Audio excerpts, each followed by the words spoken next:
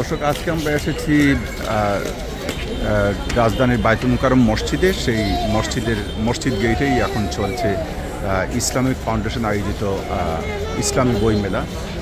এই বইমেলাটি মূলত পবিত্র ঈদে মিলাদুন্নবী সাল্লাল্লাহু আলাইহি সাল্লাম উপলক্ষে আসলে ইসলামিক ফাউন্ডেশন এই বইমেলা আয়োজন করেছে এবং গত 22 অক্টোবর শুরু হয় এই বইমেলা 10 নভেম্বর পর্যন্ত চলবে বলে কর্তৃপক্ষ আমাদের জানিয়েছেন। এবং এই বইমেলায় বিশেষ করে ইসলামী বইগুলোতে 35% থেকে 50-70% পর্যন্ত আসলে বইয়ের ছাড় চলছে বলে আমরা জানতে পেরেছি। আমরা এখন বইমেলা ঘুরে দেখছি এবং এই বইমেলা গত বছর যখন আমরা এসেছিলাম এই মেলা কভার করতে, তখন বিক্রেতারা অভিযোগ করেছিলেন যে মেলার প্রচারণার অভাবে এই মেলাতে পাঠক বা ক্রেতা সমাগম ছিল না। এবং গত বছর এসে আমরা দেখতে পেয়েছিলাম যে এই যে বইয়ের স্টলগুলো আছে তার মধ্যে অনেক স্টল খালি পড়ে আছে, কোনো স্টল বন্ধ আছে এবং কোনো স্টল আসলে বিক্রেতা চলে যাওয়ার কারণে আতর টুকুর দোকান কোনো স্টলে দেওয়া হয়েছে। কিন্তু এবারের বিষয়টি একটু ভিন্ন।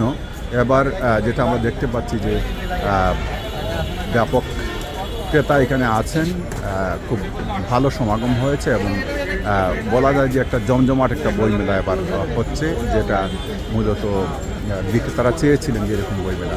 আমরা সেই বইমেলা আজকে আসছি, আমরা আজকে আপনাদের সেই বইমেলা ঘুরে ঘুরে দেখাবো এবং আমরা বিক্রেতাদের সাথে কথা বলবো। আচ্ছা ভাই, একটু কি বলবেন যে আপনাদের বইমেলা এবার কেমন চলছে? বইমেলা আলহামদুলিল্লাহ ভালোই চলতেছে। আর আমাদের বইমেলা শেষ হবে যে আগামী শনিবার 23 তারিখ পর্যন্ত আমাদের মেলা চলবে। যারা এখনো বই কিনে নেয়, আমাদের আবেদন থাকবে তাদের প্রতি, আপনারা আসুন শেষ পর্যন্ত মেলা শেষ পর্যায়ে এসে আপনাদের প্রয়োজনীয় বইগুলো আপনারা কিনে নিয়ে যান। গতবারের মেলার চেয়ে এবারের মেলার মধ্যে তফাৎটা কি? তফাৎটা কিছু না, রমজানের গত রবিউল আউয়াল মেলা এই মেলা সেমই, জাস্ট তফাৎটা হচ্ছে একটু দেখা গেছে গতবারের চেয়ে এবার একটু পরিস্থিতি খারাপ, একটু এই জন্য কম। প্রেক্ষাপটের কিছু বিষয় আছে, শুধু নতুন সরকার আসছে, একটু সরকার পতন হয়েছে, মানুষের ভিতরে একটু আর্থিক সংকট দেখা দিচ্ছে, সব মিলে আছে আলহামদুলিল্লাহ। তারপর খারাপ। কিন্তু গতবার তো আপনাদের একটা অভিযোগ ছিল যে আপনারা বলছিলেন যে প্রচারণার অভাবে গতবার ক্রেতা কম ছিল, এবার মনে হচ্ছে যে তার চেয়ে একটু বেশি। এইটা কি ক্রেতা গতবারও যে কম ছিল এটা আমি বলবো না, কারণ গতবার আমরা বেশি করে গতবারও ভালো হয়েছে, হয়তো প্রচারটা সেভাবে হয়নি। তারপরে প্রচার যা হয়েছে আলহামদুলিল্লাহ। ভবিষ্যতে যদি আরও প্রচারের ব্যবস্থা করে কর্তৃপক্ষ, বিশেষ করে ইসলাম ফাউন্ডেশন যারা এটা অর্গানাইজ করে, তারা যদি এটা নিয়মিত এই প্রসারটার কাজ যদি তারা নিজেরাই করে, তাহলে সেক্ষেত্রে মেলার প্রসার এবং প্রচার দুইটাই হবে এবং সেলিংটা বাড়বে। এতে করে আমরা যারা পাবলিশার আসছে, যারা এখানে আমরা মেলা পার্টিসিপেট করি, তাদের জন্য এটা একটা প্রফিট একটা বিষয় হয়। তারা লাভ তো সবাই খুঁজে, বেশি সেল হলে একটু কমিশন বাড়াই দিয়ে দেখছে ভবিষ্যতে আমরা খুশি হবো, ভবিষ্যতে আরও ভালো হবে এর সাথে অ্যাড হওয়ার জন্য।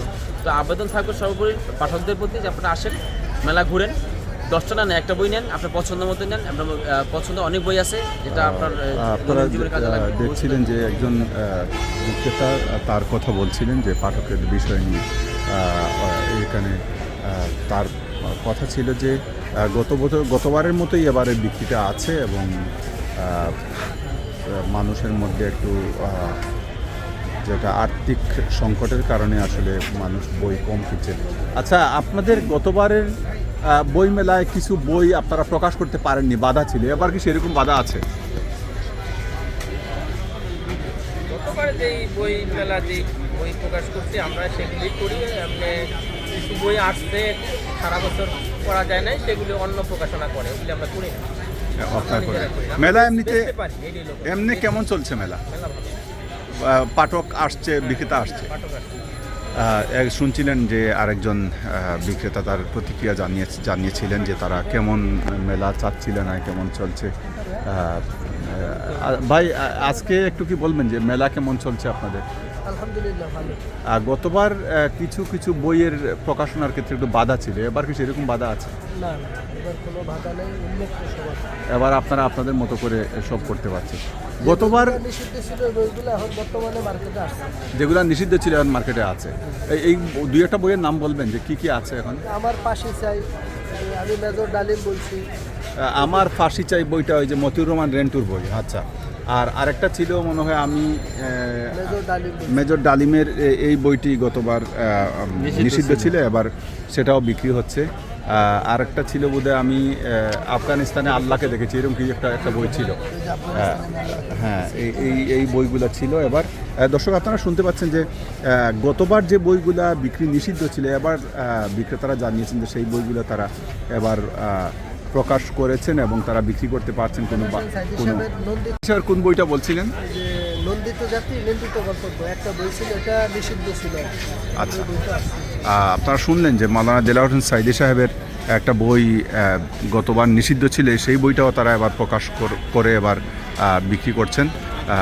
আমরা দেখছি যে বইমেলা এখানে চলছে এবং এইখানে প্রচুর দর্শকের সমাগম হয়েছে। আপনারা দেখতে পাচ্ছেন যে এখন সন্ধ্যার সময় অনেক দর্শক এখানে আছেন, বিক্রেতারা আসছেন।